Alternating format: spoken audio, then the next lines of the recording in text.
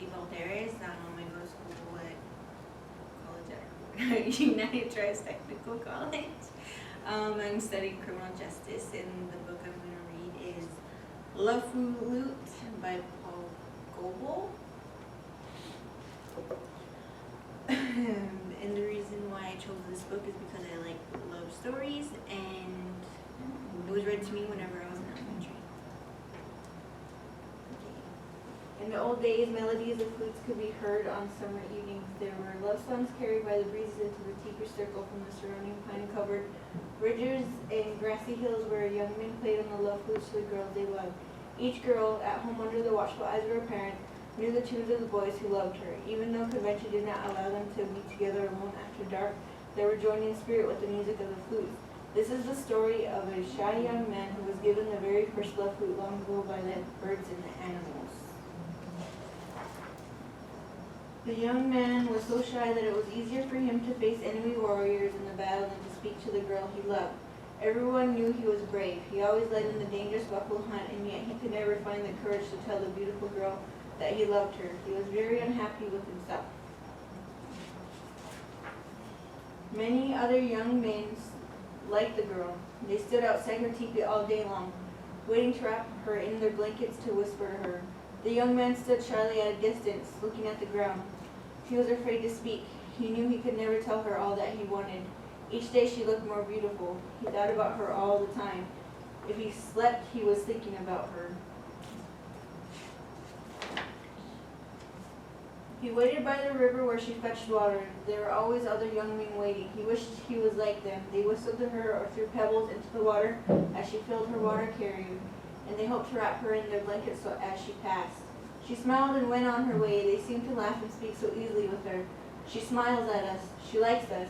They laughed among themselves. The young man felt they spoke the truth. He thought he did not even notice him.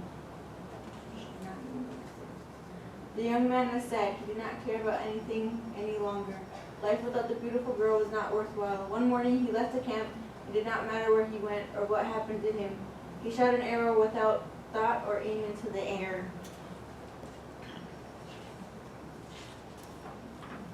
And the arrow stayed up in the air. It was pointing and leading him on at a pace at which he could walk.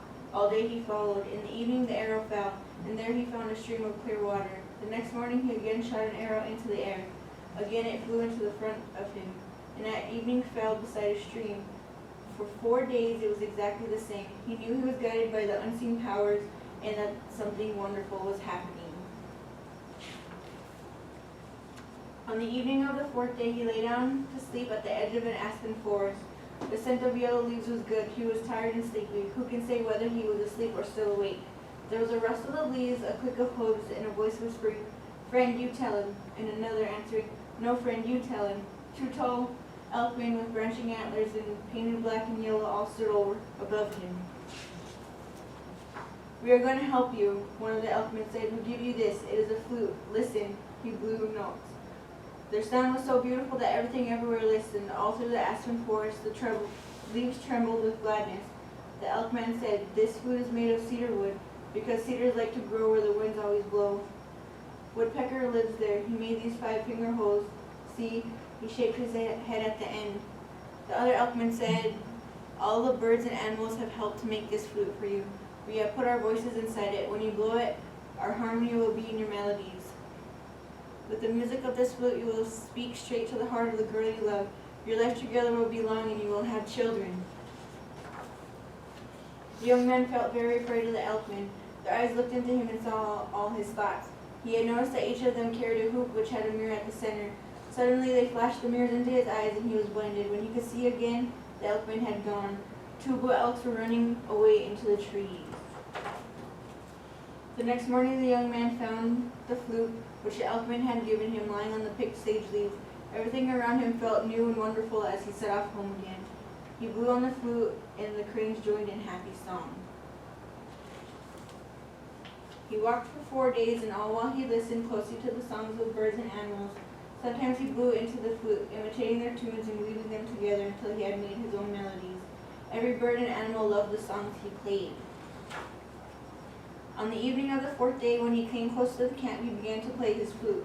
He approached closer and gradually closer, and the spirit of the breeze carried his wonderful song straight to the girl he loved. Every woman in the camp thrilled to the sound, and yet only the girl knew that the songs were speaking to her.